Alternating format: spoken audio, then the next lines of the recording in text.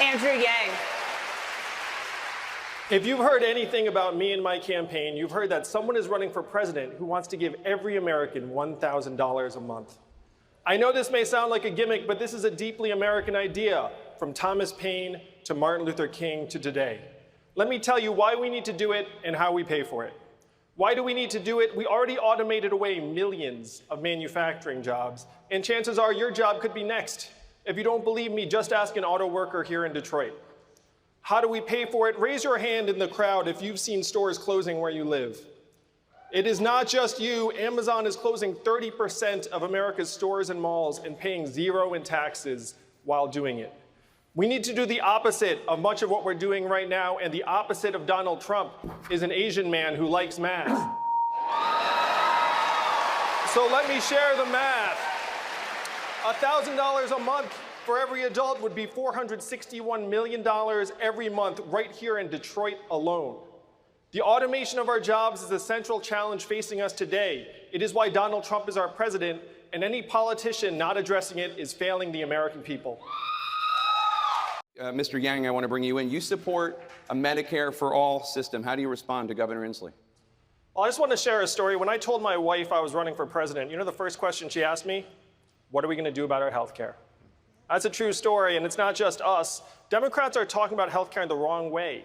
As someone who's run a business, I can tell you flat out our current health care system makes it harder to hire. It makes it harder to treat people well and give them benefits and treat them as full-time employees. It makes it harder to switch jobs, as Senator Harris just said, and it's certainly a lot harder to start a business. If we say, look, we're going to get health care off the backs of businesses and families, then watch American entrepreneurship recover and bloom. That's the argument we should be making to the American people. Thank you, Mr. Yang. Mayor de Blasio. I'm the son of immigrants myself. My father immigrated here as a graduate student and generated over 65 US patents for GE and IBM. I think that's a pretty good deal for the United States. That's the immigration story we need to be telling. We can't always be focusing on some of the distressed stories. And if you go to a factory here in Michigan, you will not find wall-to-wall immigrants. You will find wall-to-wall robots and machines. Immigrants are being scapegoated for issues they have nothing to do with in our economy. Thank you, Mr. Yang. Mr. Yang, why are you the best candidate to heal the racial divide in America? Your response. I spent 7 years running a nonprofit that helped create thousands of jobs, including hundreds right here in Detroit, as well as Baltimore, Cleveland, New Orleans. And I saw that the racial disparities are much, much worse than I'd ever imagined. They're even worse still. A study just came out that projected the average African-American median net worth will be zero by 2053. So you have to ask yourself, how is that possible? It's possible because we're in the midst of the greatest economic transformation in our history. Artificial intelligence is coming. It's going to displace hundreds of thousands of call center workers. Truck drivers, the most common job in 29 states, including this one. And you know who suffers most in a natural disaster? It's people of color, people who have lower levels of capital and education and resources. So what are we going to do about it? We should just go back to the writings of Martin Luther King, who in 1967, his book Chaos or Community, said we need a guaranteed minimum income in the United States of America. That is the most effective way for us to address racial inequality in a genuine way and give every American a chance in the 21st century economy. Mr. Yang, thank you very much.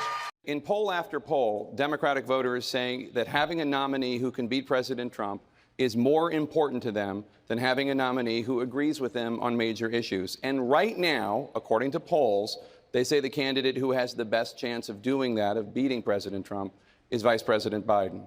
Why are they wrong?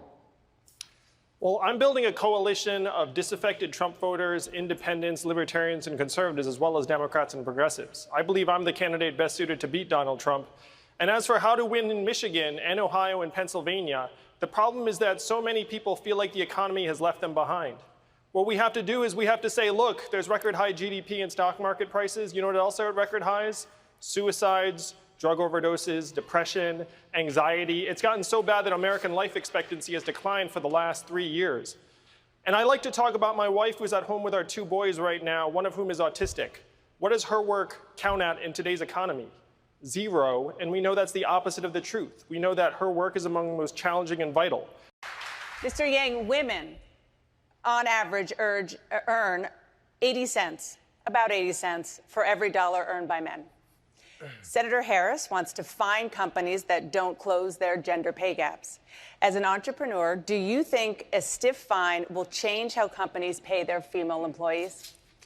I have seen firsthand the inequities in the business world where women are concerned, particularly in startups and entrepreneurship. We have to do more at every step. And if you're a woman entrepreneur, the obstacles start not just at home, but then when you seek a mentor or an investor, often they don't look like you, and they might not think your idea is the right one. In order to give women a leg up, what we have to do is we have to think about women in every situation, including the ones who are in exploitative and abusive jobs and relationships around the country. I'm talking about the waitress who's getting harassed by her boss at the diner, who might have a business idea, but right now is stuck where she is. What we have to do is we have to give women the economic freedom to be able to improve their own situations and start businesses. And the best way to do this is by putting a dividend of $1,000 a month into their hands. It would be a game changer for women around the country because we know that women do more of the unrecognized and uncompensated work in our society. It will not change unless we change it. And I say that's just what we do.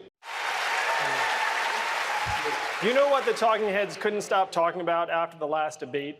It's not the fact that I'm somehow number 4 on this stage in national polling. It was the fact that I wasn't wearing a tie. Instead of talking about automation and our future, including the fact that we automated away 4 million manufacturing jobs, hundreds of thousands right here in Michigan, we're up here with makeup on our faces and our rehearsed attack lines, playing roles in this reality TV show. It's one reason why we elected a reality TV star as our president. We need to be laser focused on solving the real challenges of today, like the fact that the most common jobs in America may not exist in a decade, or that most Americans cannot pay their bills. My flagship proposal, the Freedom Dividend, would put $1,000 a month into the hands of every American adult, be a game changer for millions of American families.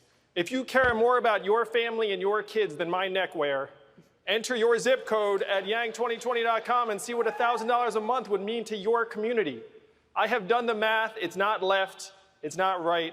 It's forward. And that is how we're going to beat Donald Trump in 2020. Senator Booker.